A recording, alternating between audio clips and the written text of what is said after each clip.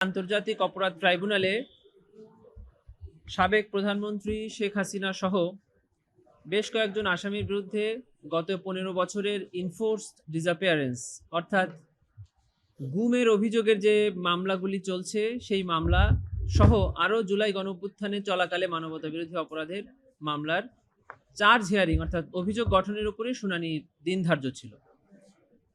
প্রসিকিউশনের পক্ষ থেকে আগেই অভিযোগ গঠনের উপরে শুনানি সমাপ্ত হয়েছে। আজকে একটি মামলায় চার্জ গঠনের জন্য তারিখ নির্ধারিত ছিল। ওই মামলাটি আগামী 18 ডিসেম্বর আদেশ প্রদান করবেন মর্মে ট্রাইব্যুনাল জানিয়েছেন।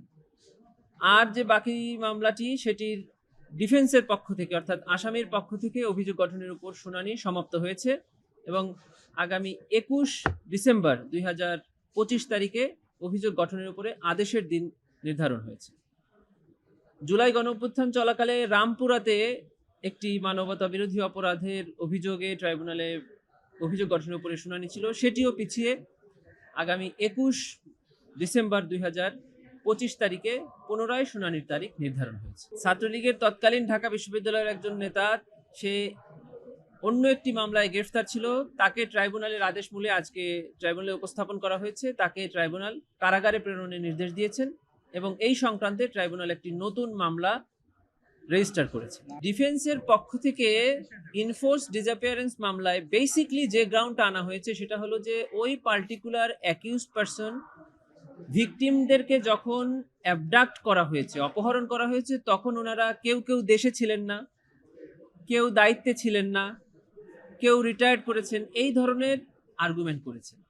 আমরা প্রসিকিউশনের পক্ষ থেকে দেখিয়েছি যে এই আইনে আমরা 5টি অপরাধের অভিযোগ এনেছি। একটা হলো অ্যাবডাকশন মানে অপহরণ, আরেকটি হলো কনফাইনমেন্ট মানে আটক করে রাখা বেআইনিভাবে, 3 নম্বর হলো টর্চার নির্যাতন করা, আরেকটি হলো এনফোর্স ডিসঅ্যাপিয়ারেন্স মানে গুম করে রাখা। এর যে কোনো একটি অপরাধের সাথে সংশ্লিষ্ট থাকলেই এই আইনের অধীনে তিনি অপরাধ করেছেন মর্মে গণ্য হবেন।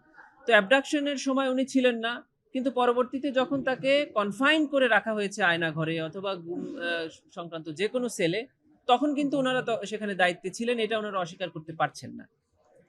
অতএব ওনারা শুধু অ্যাবডাকশনের উপরে আর্গুমেন্ট করছেন, কনফাইনমেন্ট এবং টর্চারের উপরে ওনারা আর্গুমেন্ট করছেন না। প্রসিকিউশনের পক্ষ থেকে সেটাই দেখানো হয়েছে যে এই 4টি অপরাধের যে কোনো একটি সংগঠনের সম্পৃক্ততা থাকলেই আন্তর্জাতিক অপরাধ ট্রাইব্যুনাল আইনেই তিনি একজন অপরাধী হিসেবে গণ্য হবেন।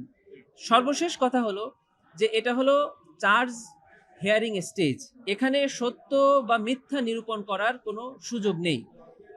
আসামি পক্ষ থেকে যা যা বলা হচ্ছে সবকিছুই হলো এই মামলার মেরিটকে টাচ করে, আর যখন মেরিটকে টাচ করে তখন এটা ট্রায়ালে ডিসাইড হবে যে আদৌ উনি দোষী কিনা নির্দোষ। ট্রায়ালে যদি ওনাদের কেস প্রমাণ করতে পারে অথবা প্রসিকিউশন তাদের কেস প্রমাণ করতে ব্যর্থ হয় তাহলে ওনারা খালাস পাবে, আর প্রসিকিউশন যদি তাদের কেস প্রমাণ করতে পারে তাহলে ওনাদের বিরুদ্ধে শাস্তি প্রদান করবে ট্রাইব্যুনাল। এটাই হলো আজকের আর্গুমেন্টের বিষয় ছিল যে এই স্টেজে এই ম্যাটারগুলো ডিসাইড করার সময় আসেনি, এগুলো চার্জ যদি ফ্রেম হয় তাহলে ট্রায়াল স্টেজে গিয়ে নির্ধারিত হবে।